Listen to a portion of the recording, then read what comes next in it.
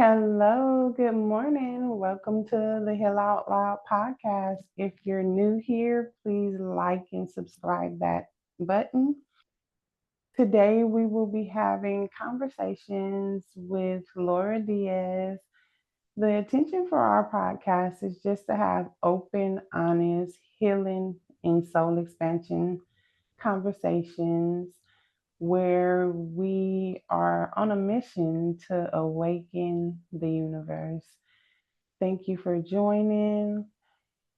Hopefully, you find something here that is soothing and healing to your soul, and so that you know that you are never alone on this journey in life. Welcome, Laura. How are you? And thank you for being here. Thank you so much for having me, Genine. I'm super happy to be here. Can't wait to see what we explore. Yes. So, we met in the Stacy's verse, but just tell me a little bit about you and what you do, and yeah, whatever else you want to share with us today. Sure, I am, I'm currently in Paraguay, so I'm an avid traveler. I love to go. I usually go stay places for 2 or 3 months, but a lot of the time I spend in Cusco, Peru. I have a retreat company in Cusco. And so I spent a lot of time there and love it. I have that, and then I have Ignite Your Life, which is a group that turns mini adventures into life-changing momentum.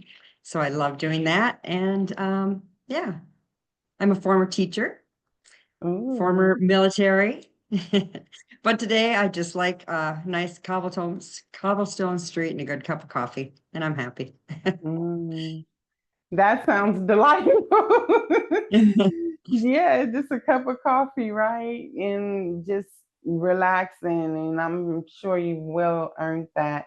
So tell me a little bit about your group and how it's changed your life and what is your mission and vision for that? Well, I never ever, I get all these emails, hey, start a group, and all these trainings and all this stuff. And I thought I would never start a group. I don't ever want to have, to me, it's a huge responsibility because, you know, people are trusting you with their time and their growth and things. So I never thought I would start a group, but when I found Stacy, it's so inspiring and you feel like that's exactly what you want to do. And so I started this group, which is really close to my heart. It's about adventure. And to me, adventure is anything that gets you out of your routine. And it's scientifically proven that when you get out of your routine, they say go for a walk for a reason, because you're going to think of things, you're going to have good ideas, you're going to relax, you're going to all those great things that help you to move on in your path without stress. So my group is for that. We give you little, I call them sparks. We give you little sparks every day to do.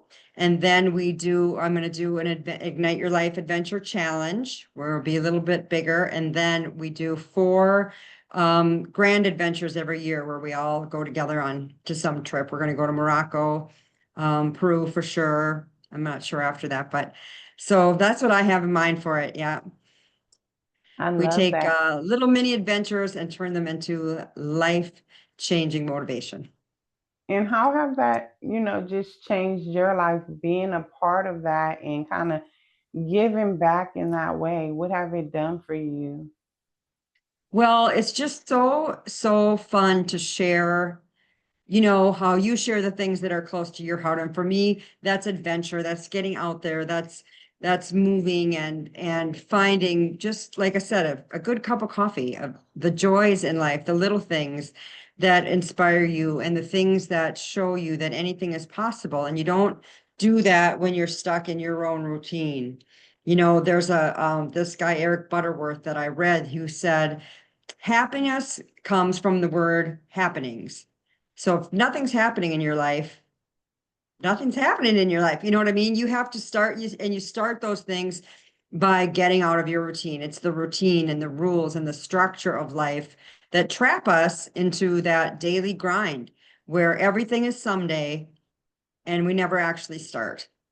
But to start, you just need to get out of your routine a little bit, and it sparks your mind going. And I love it because when you start doing these little mini adventures that we give you, you activate your reticular activation system, which is the part of your brain that goes out and looks for things, like if you decide you're going to buy a minivan, suddenly you see every minivan, or every Chevy minivan or whatever it is you're thinking of. As soon as you give it to your brain to do, your brain goes to work to do it. So when you do these mini adventures, you're getting your brain going, and then your brain starts looking for adventures and starts seeing those little things. And it's not climbing Mount Everest. It's, you know, like I said, just finding a new restaurant or planning a weekend away or anything that's in your comfort zone. And I don't like the term get out of your comfort zone, because I don't think change has to be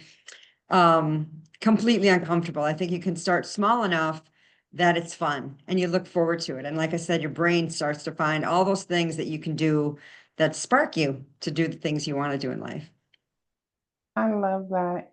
And what I thought about as you were talking, the part of getting out of your comfort zone, the more you do, you kind of stretch your capacity. So you kind of get out of your own way. The more you do adventures, like you're talking about those little sparks, it gives you a desire for more, Right. So it kind of Exactly. gets you out of that uncomfortable familiar energy because you're uncomfortable because it's not familiar. So once it becomes familiar, then you kind of expand. And I call it the lean in. Once you lean into something, Exactly. Yeah.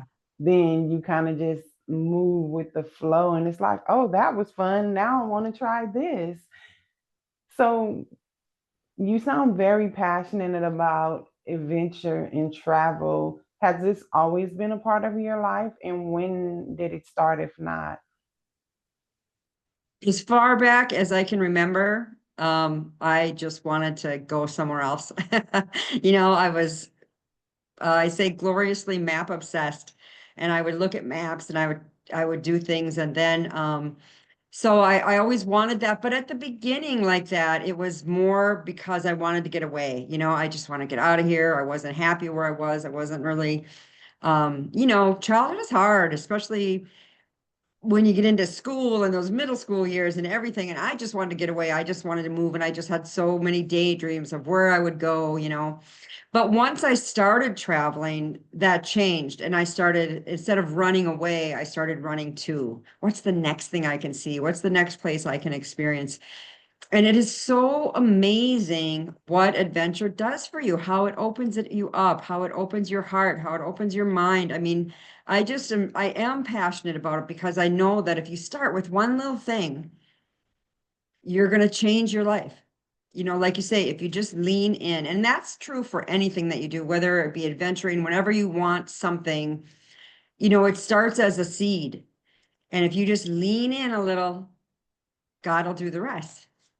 Not God won't do the rest, but you know what I'm saying? He'll take you to the next place, the next place, the next place. You'll just find your way by just keep leaning into what you want. It doesn't have to be this stressful 5-year plan and how am I going to do this? And I got to hire this person. That you just got to lean in and see what comes your way. And as you do that, you draw the right things to you, you draw the right people to you. And it doesn't have to be, so hard. I love that. So you talked about being a kid and wanting to escape and wanting to get away. Did you travel with your family as a child, or what was that like? And what was it like for you in the escape, and how did it help you? Well, when I was a child, my dad worked for the airline. So we took a lot of great trips just because we could fly for free, or basically for free. And the problem was that my mom was pretty emotionally, I don't know, I don't want to say abusive, but um, and she ruined everything. She always ruined the trips. Not ruined, but she could have been a lot more fun. Let's put it that way. And she would always find the thing to be unhappy about. Um, so that's what it was like as a child. Yeah, I got to have some great trips, but it was more like Disney World or something. And I like to travel just finding out about a place, going to a place and seeing what the people are like and what the food is like and how they live, a little more gritty than just a nice hotel. Mm. Maybe I didn't answer your question. I don't know. No, it's fine. I was thinking as you were talking, so from being a child and going on these vacations with your family, but you feeling like they weren't all that you thought that they could be, even as a child, you knew that it was more. And this is my own personal belief that gratitude enhances everything. So as you live, and I don't know if that's like the way you see it, but as you live and you're taking these trips on your own, because I believe travel is also healing in a lot of ways as well, and also expanding. When you touch certain spaces and places in the world, they hold these codes. And whether you realize it or not, something is happening for you, you know and Absolutely. you're expanding, like, and you're a light enlightening. A friend of mine just took a trip to a different country, and when she came back she looked like younger and lighter and brighter. And it's like we're doing these soul expansions and healings whether we know we are or not. So, through your travels, can you speak to maybe how you have recognized that in it, in like just being more grateful because you're doing it for yourself, and how that have helped you and affected you? Yeah, I just, when I wake up somewhere really, really far away from what, I guess, but far away from home, which isn't really home anymore. But when I wake up somewhere far away, I just feel so blessed. I feel like, how did I get here? Because I dreamt of traveling for so many years and worked 2 jobs and saved all my money and everything. Just I took a trip to Europe when I graduated from high school. And I had to save all the money for that. And I had to, so I'm always so grateful when I'm somewhere else, when I'm somewhere far away, that how did I get here? Like it's amazing. It's a long way away. And you know, I love it when everything is new. You get somewhere and it just gives you a different perspective. It just gives you a different perspective on your own life in so many different ways. One thing I've realized in traveling is that every kid loves peekaboo. I don't care where you go. And I love those moments of secret peekaboos when someone's kids, their parents don't even know, but me and that kid are having a moment, when I'm like, I can get you to smile, I know it. And that's true everywhere. Every kid loves that little attention. And then you look away and then you look back. And, but there's also the things that are so different. Women are very different in different countries. And if you go there, you Mm. you learn really quickly that you can't go there as the one with the answers and women should have rights and da da da da, all these things. No, you know what? I have found mostly I've traveled in South America, and really the women that I met are super happy in their position. They're not downgraded for being a woman. They're respected as the one who cooks and cleans and keeps the family together. And is that, it's so much different than what we really think. They're not out there just without rights and without, not that there's not problems for sure in other countries, but most women that I have met are very proud of their role as a mother and a housekeeper and all those things. So it's not what you think when you sit there in your American, or whatever community in and try to apply that to the rest of the world. When you get out there, you find out that the world is not what you thought it was, and you weren't so right after all. And you have a lot to learn, and there's so many amazing people to meet. And so it's just, yeah, it just changes your perspective. It gives you a really, really good look at yourself and at your own life and at what you love and what you want and what you think and what you want to do. All of those things are put into line, I think, by adventure. Mm. Yeah, you said a lot. I want to touch on, I always say a lot. Sorry. no, no, it's perfect. And I'm just kind of leaning into all of it. And I want to bring highlight the part of expectations of what something will be, and then getting there and seeing like, oh, as you were speaking, what was happening for me was the fear that we live in life in general, but especially as women. You know, it's all of these false appearances seeming real. And with that, I believe what happens is a lot of times we're afraid to live because of fill in the blank, so many reasons, you know. And you're speaking on traveling the world and having an expectancy as a woman to kind of be held back. But when you see women living in this space of being proud of their roles in life, and they're not really desiring to have a different outlook, and they're not being, as you would see, however society have told you or your mind had. What was the thing that happened to you? So you're speaking about the overall concept of what happened, but what did that do to you and for you as a woman, growing up the way you did, having whatever experiences you had being a woman in life, and maybe you can speak to some of those experiences and how, as you begin to travel the world, what softened in you in that way. I guess the main thing that I have learned is that I have something to give. It's so amazing because, in the United States, we see foreigners differently than you're seen as a foreigner in another country. A lot of times you can go places and you're kind of I don't know, like something new for people to figure out, or you go places and people haven't had a lot of foreigners there, so you're kind of interesting to them. I remember one time I went to Russia when my kids were 9 and 11. I went to Russia and taught English there.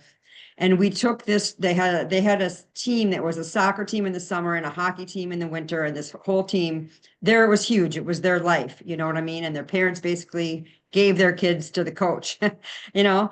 And we took this trip with them from where we were at in Russia all the way to like the border of China. We spent 6 days on the train to get there. Oh, wow. And my kids and I had a compartment. The rest of the team was like in the cattle car where they have like these fold up down bunks or whatever. But you're 6 days on the train. It's long.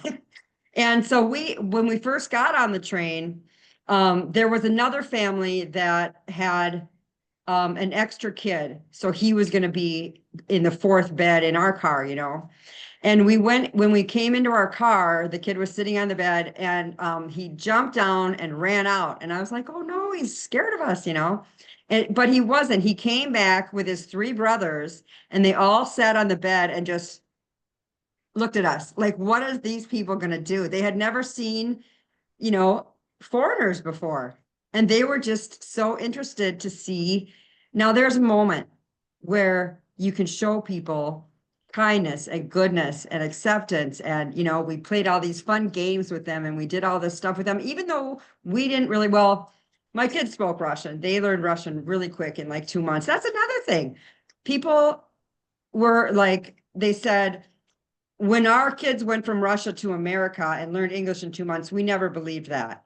But now we see your kids learning Russian in 2 months, and we believe it because kids learn so easily. But so there was those kids, and same with meeting women.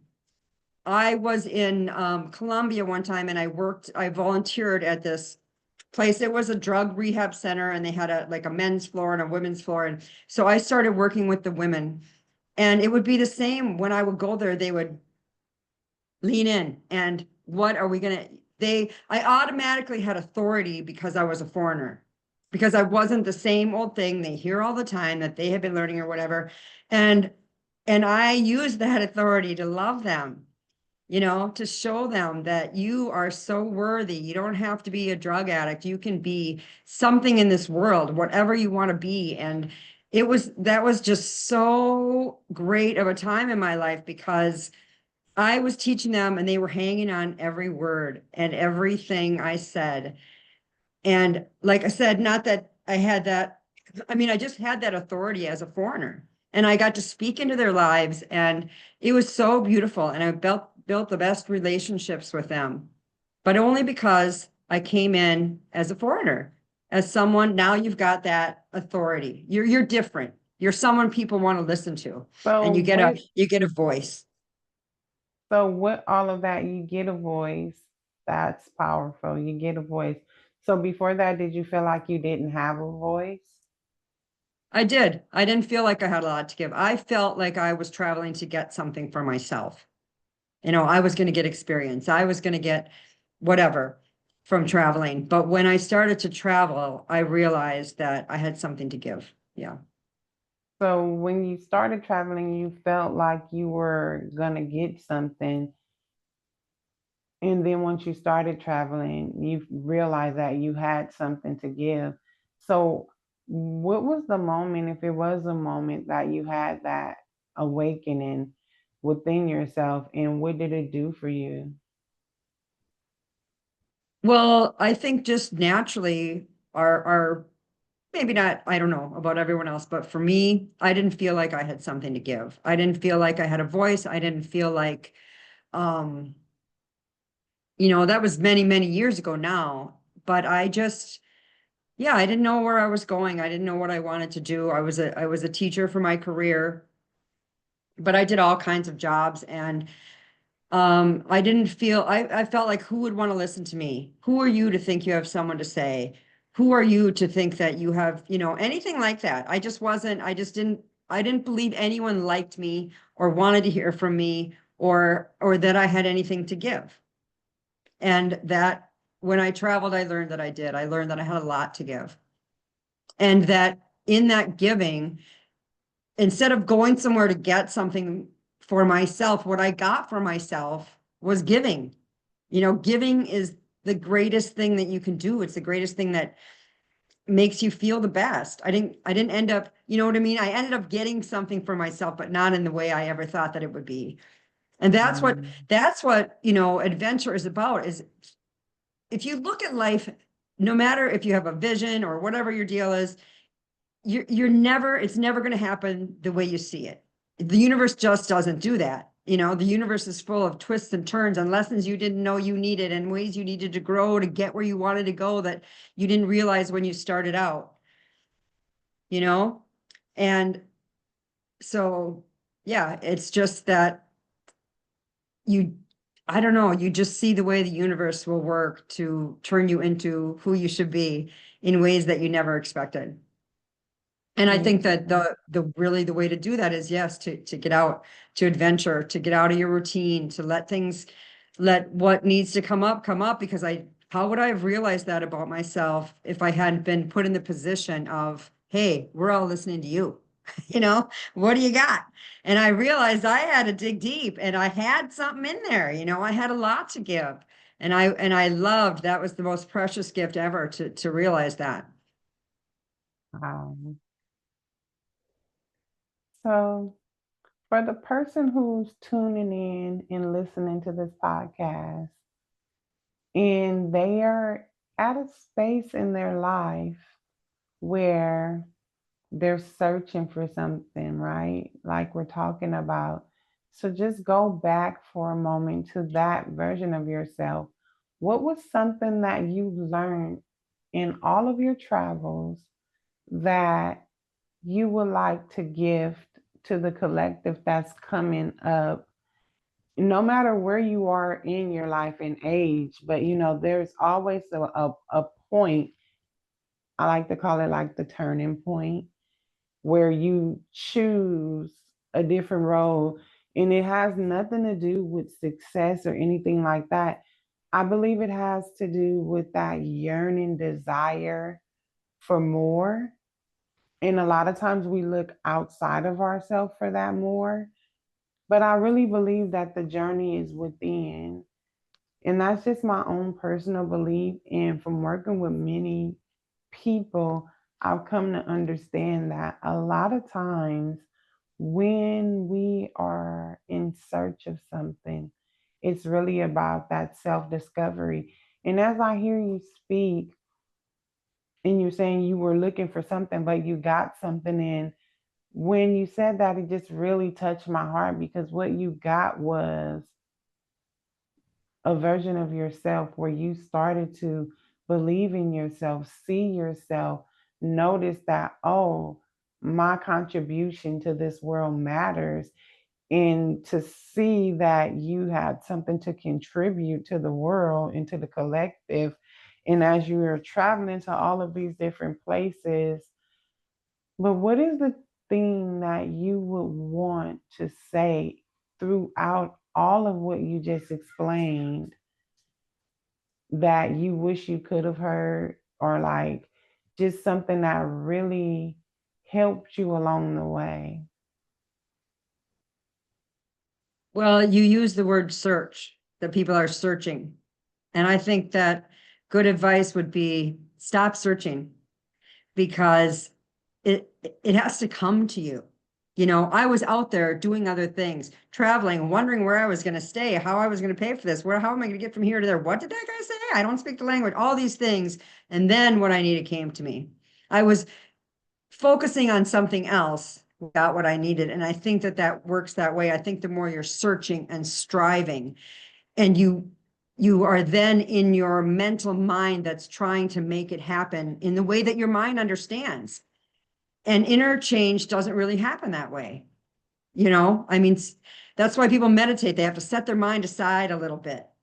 And so when you are busy searching, planning, figuring it out, I'm going from here and I'm going to there, or how am I going to do this? Or how am I going to, all of that is just mental, misery, really. But when you stop searching and say, okay, whatever I need is going to come to me. It's going to come to me because I'm leaning in. That's the key, is to just lean in. You know what? I used to have a real anger issue. And I would get so mad at people and I would have these conversations in my head with them and I would da da da da. And finally I got to a place where I said, I don't want to be that. That's not who I want to be, but that's who I was being, right? But when I realized that, I just leaned in and I grabbed this phrase. I said, that's not me. So I would still get angry. I would still have to apologize to everybody. I would still do all of this. But every time I did, I would say, that's not me. That's not me. I'm someone else. And as I did that, I got angry less and less. I would stop myself having those conversations earlier and earlier. And finally, I mean, not that I don't still do it, but I can catch myself. And so I just leaned into it. I didn't say, if you sit there and say, I'm not going to be angry more, or I'm not going to, do this anymore, or that anymore, it doesn't happen that way. You don't do it out of mental striving. You do it out of leaning in and letting the universe bring you the things that you really need to change, and you don't know what they are. I tell people I have the retreat business in Peru, and when people are coming for a retreat, I say, I can promise you that the Sacred Valley has something special for you. And I can also promise you that you don't know what it is. So you can bring your intentions and you can bring your, all of that. And I think that there's a place for that. But when you come like a child, when you just say, this is going to be fun and it's going to be good for me, and you let whatever you need come to you. You don't get what you need by thinking about it, by striving for it, by struggling for it. And that's why I say, if you just start small enough, if you just start with the tiny adventure, cinnamon in your tea instead of honey or whatever, something outside of your routine that gets the ball rolling, that gets things started, that initiates the momentum for life to come to you, because it's not going to come the way you want it to come, the way you're thinking it's going to come, the way you're trying to strangle it into being. You have to leaning in. And as you lean in, the universe does that. There's a saying that if you take one step, God takes 10. Mhm. And there's no way you could know. But the thing is, change is scary. All those things are kind of scary for us. So we want to control it with our minds. But if you will believe that the world is for you, that God is for you, the universe is for you, if I lean in, everything's going to happen to get me where I need to be. And it doesn't have to be this struggle. It doesn't have to be, fear I believe that fear is a spiritual force. It's not just an emotion. And if you let that spiritual force take you, you won't go far. You have to say, okay, I'm afraid, but I don't have to be afraid because I'm just leaning in. I'm not jumping off a cliff. I'm not climbing Mount Everest. I'm just leaning in. I'm just driving home a different way today. I'm just doing this, whatever it is that gets you, little thing. And that's what we do is we give you these little sparks to get you not out of your comfort zone into the scary place where you have to change, but just leaning in a little bit to something new. And something new becomes more and more comfortable, and you build your non-fear muscle. I don't know what the word I'm looking for there is, but you learn that you don't have to be afraid. You can just lean in a little bit, and the universe will show you the way. And if it's the wrong direction, you'll see that too. I remember one moment that was so significant that I was walking and I saw like a pile of rocks, and then there was a flower growing out of it, which is kind of, cliche, I guess. But a moment like that, you say anything is possible, but it's not in my control. I can't make that flower grow, but that flower can grow through a pile of rocks. Yeah. Wow. I said a lot again, I know. No, it's good, real good. I was just listening to you and taking it all in. And as you're talking, what's happening for me is I'm seeing a lot. I want to talk about if you can talk about one moment in your life where it was a turning point for you, and it's about nothing but you, how you saw, because you talked about not looking, just allowing. You didn't use those exact words, but that's kind of what I heard. Like, stop looking for things and just allow it to happen for you. How did that become for you, and what does that look like? So, what I mean by that question is like,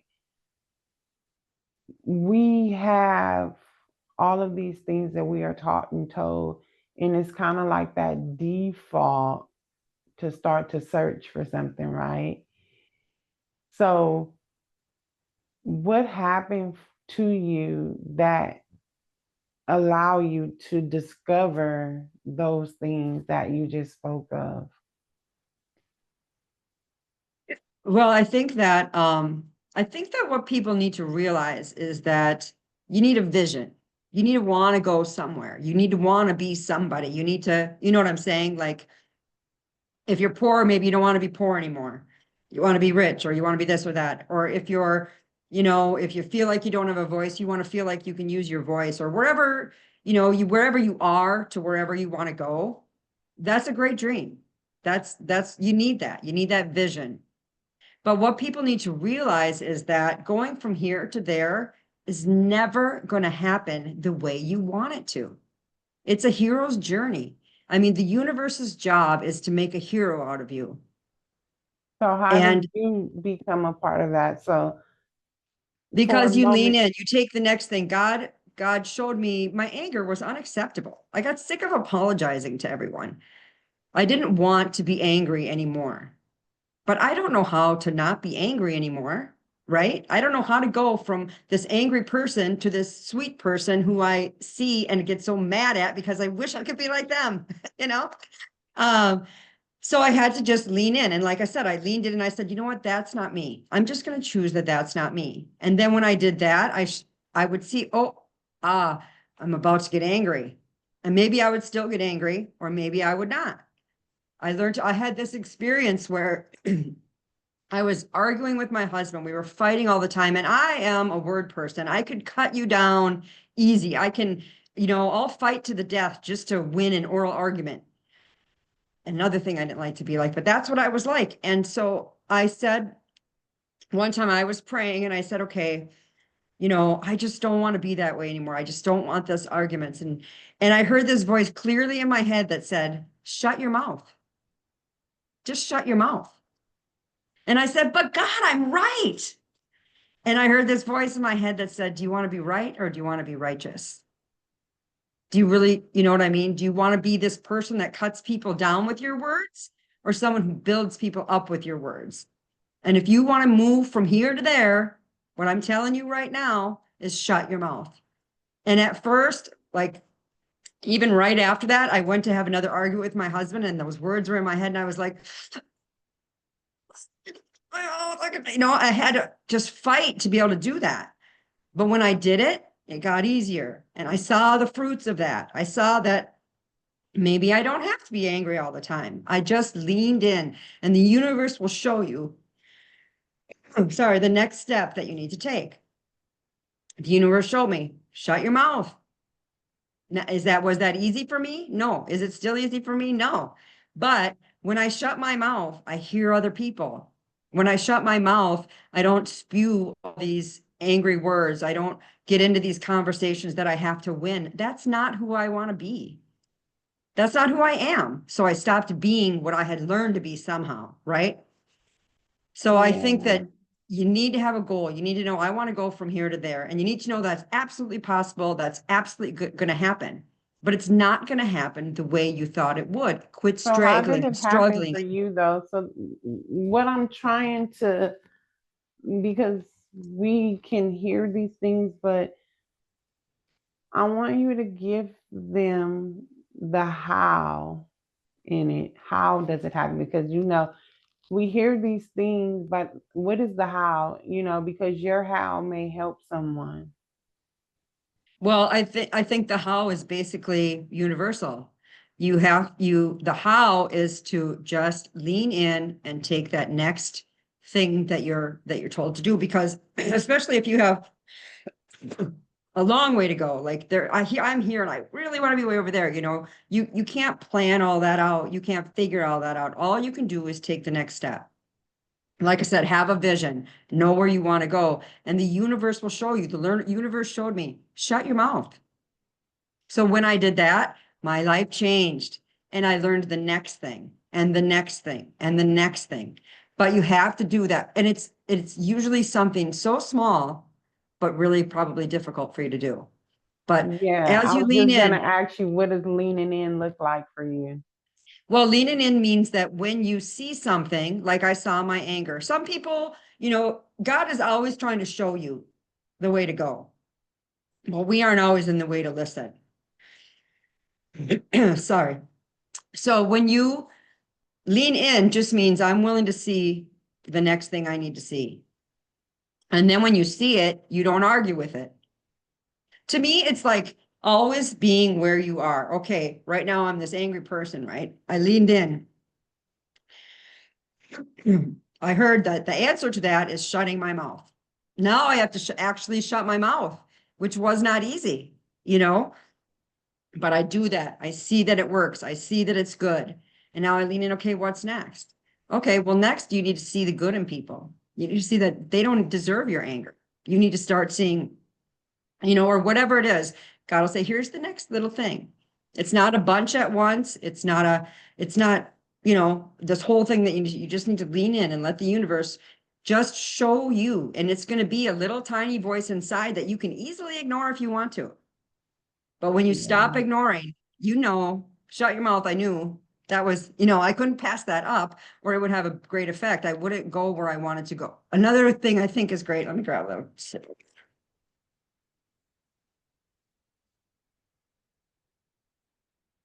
Another thing that really worked for me is to have a phrase. So when I was, I hope you can edit that out. When I was, when I was angry all the time, I would get angry and I knew I wanted to change that, but I would say, that's not me. And my brain started to understand by me saying that out loud. that's not me every time I got angry, even though my behavior looked the same, my brain was changing. I was changing on the inside to really believe that's not me. You don't have to behave that way. That's not me. Another time, um, I would just have all these phrases for the things that I wanted to change that I would hang on to, because if you are going on in your mind, that will stop if you speak. So Mm-hmm. like right now, we can try something with your audience if you guys want to try this. Right now, start counting to 10 in your head. Now say your name. Genine, Are you still counting? no. No. So your brain will focus on the thing you say. So when your mind is going, or your emotions are going, or all of this, say the thing you want to be true and keep saying it. It takes sometimes a while to work if you've got some, deep things, but if you will just say, so I would say that's not me. And pretty soon it wasn't. I And I would love suddenly that. say, wow, it's been a long time since I had one of those angry fits. It's been a long time since I had one of those I didn't even really realize the process. I just leaned into it and let it work. So if you will be willing to see what the universe is showing you that you need to do, if you're willing to take that little thing inside that says, oh, or yeah, maybe I should do that. And Yeah. then So you you take talk the next easy step and you get yourself a little mantra to hang on to get out of your mind and speak it out. And then your mind goes to that thing you spoke. yeah. So when you were talking about the shut your mouth, Mm. I thought that was funny because there's power in silence and we don't often think of that. It's harder to shut your mouth than it is to, you know, get your point across at times if you've lived a life in, even especially like you said, thinking that your voice didn't matter. So it was like that's something to prove in the anger and all of these things. And when you're talking, there's a lot of patterns in the talking that you're doing. And I don't know if you've ever thought about this. And when I hear you talk about being so mad and like lashing out, did you ever stop to check in on what your real emotion was at that moment? Because, of course, the anger most of the time is a secondary emotion. Like, instead of what was happening for you at that moment, was it trauma triggers? Was it like, I remember I used to have attitudes a lot of times. It was a point in my life where I had like this attitude problem, I would call it, but it really wasn't an attitude problem. It was a defense mechanism to because I had dyslexia, and when people would be somewhere reading games, I'm like, oh yeah, no, I don't play games. I didn't play the games because I didn't want people to know that I couldn't read the game thing. So it's like for me, and sometimes I would like it would seem like I was mad or had an attitude, but it was really none of those things. It was like more of a defense. And as I hear you talking about the anger and the going off, and you explaining earlier about how you didn't feel like your voice mattered, but then there's a time where you were so angry and you were lashing out and you were saying all of these things. Did you ever tie together that you were trying to make your voice matter? Well, I think the deeper issue was that I didn't feel like anyone liked me. So Mm, then I became that. They say that the fulfilled prophecy. I just acted like the person no one liked. And then I said, see, no one likes me. mm. But I wasn't being likable. The saying, if you want to have friends, you have to be friendly. I am so sorry, my voice. No, no worries. So did you ever check in on what emotions was really happening for you at that moment? I think it's really difficult. And I think this is a good thing for people to realize. It's very difficult to do at that moment because your emotions are a chemical. What happens is that you have a thought. And when that thought or thing that it's happening in your life It's trying what your brain does, it says it categorizes everything. And the only way it categorizes it is based on what it already has. So the truth is that every reaction that you have is actually a reaction to the past, because your brain is saying, where am I going to categorize this? And it has to find something in the past that it connects to, right? So when it does that, an emotion is actually a chemical reaction that happens because of that process. And chemicals dissipate. So you have this strong chemical emotion, which is a chemical response. So that's another phrase in my head I would say is, this will dissipate. Think about something else. Don't keep stirring it up. Think about something else and let those emotions dissipate, because you can't figure out anything when you're in that high emotional state, right? Like you're super sad or you're super angry or you're super whatever, if you have that strong emotion, it's really difficult to figure things out. And then when you try, then you make a mistake, and then you are, back in a bigger mess because you did this when you're emotional. So one thing to learn is that let your emotions dissipate. Think about something else. Another reason to get out there and do something small, something easy, go for a walk, whatever it is. Let those emotions dissipate, and then you can come at it from that perspective. Why am I so angry? I'm so angry because I don't feel like anyone likes me, and that's not really fair, Yeah. or whatever it is. And then that's your next moment of leaning in. Okay, why doesn't anyone like Mhm. me? Or why do I feel that way? That's a great question. Why do I feel this way? So, what did you come up with? Why did you feel that way? I felt that way because when I was in eighth grade, these mean girls, I moved to a new town, and these mean girls, they acted like they were my friend, but then they had a party on Friday night and didn't invite me, and then called me from the party to rub it in that I hadn't been invited. And I don't know why, but that was a devastating thing in my life. From that moment on, and not consciously, but from that moment on, I didn't believe people liked me. And I got more and more into acting like people shouldn't like me because I believed that they didn't. There's this thing that I So, don't know if you you ever put heard up the the concept wall of, and gave them a reason not to like you from that moment. with everyone, because I believed from that moment that no one liked me. Hmm. So I would try to, be the smartest one in an annoying way, be the loudest one in an annoying way, be the trying to say, hey, you should like me, even though it didn't matter whether anyone did or not, I couldn't believe it. I couldn't receive it. Whatever anyone felt, I had to get to the point where I could believe that people liked me, you know? Hmm. There's this thing called congruence, where you have to be congruent, you have to fit together with what you believe, what you say, and what you do. And if you're missing any of those three, you're going to have a difficult time, right? So Hmm. let's say, so we're talking about believing that no one liked me, right?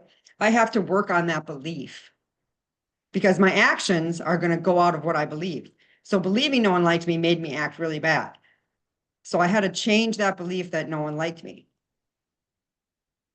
Yeah. And you do that by saying, okay, why do I feel this way? Well, I feel this way because those girls treated me like that, but these people aren't treating me like that. Is it really true that they don't like me? They don't even know me.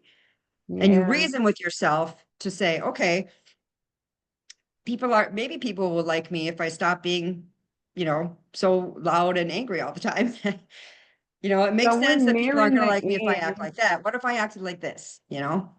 We're nearing the end of the episode. And at this point, I want to ask you for one sentence that really helped you. Like, what is it that you want? If they didn't take anything from this time with us, what is the most important thing that you feel that needs to be taken from this? Hmm. It just takes one tiny action to build amazing momentum. Yeah, thank you. It's really been a lovely conversation. And if you can tell the audience where they can find you, that would be great. Sure. If you would like to join my Ignite Your Life Facebook group where we take little adventures every day, that's at Ignite Your Life on Facebook. got a girl on a road, if there's other ones, is the picture with it. And yeah, that's the best thing. If you want to do a retreat, Laura at Retreats and Tours Peru. Thank you so much, Laura. It's been an honor speaking with you today. Thank you for sharing and being vulnerable with us. And create a beautiful rest of your day, love. Thanks, and same to you. Thanks for pulling it all out of me. I guess I got a little it was great. Thank you. You're welcome. Thank you guys for tuning in. If you like the content here today, please like, subscribe, share with a friend that you think will benefit from the information that you learned here today. Go and follow Laura. And as always, thank you for tuning in to the Heal Out Loud podcast.